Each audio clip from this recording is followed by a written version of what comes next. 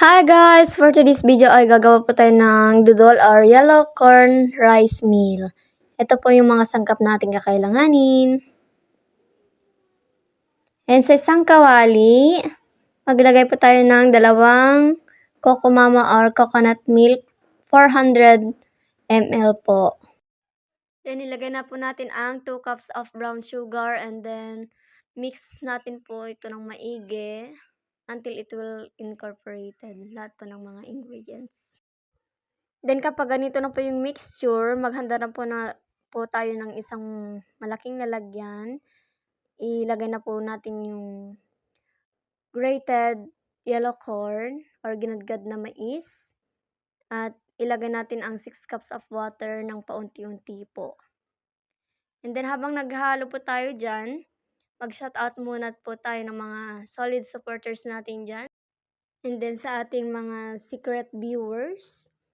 And special mention to my videographer, Ninya Bahar.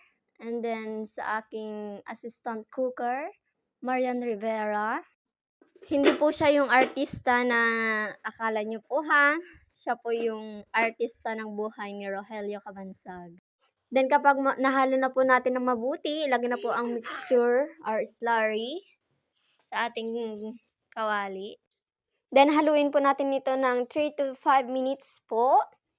And then kapag naluto na po ito, madali po kasi siyang mag-settle, kaya maghanda na po ng lalagyanan.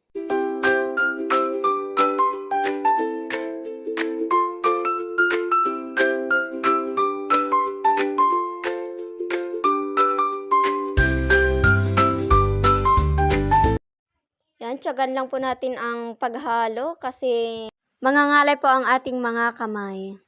Yan po, kapag ganyan na po, nag-uumpisa na po siyang lumapot. I-mix-mix lang po natin para hindi po siya masunog sa ilalim. Kapag malapot na po, ilagay na po natin sa lalagyanan kasi madali po siyang mag-settle. And then kapag gusto niyo po ng may toppings, maglagay po tayo ng cheese or latik. Pero ako hindi na po ako naglagay.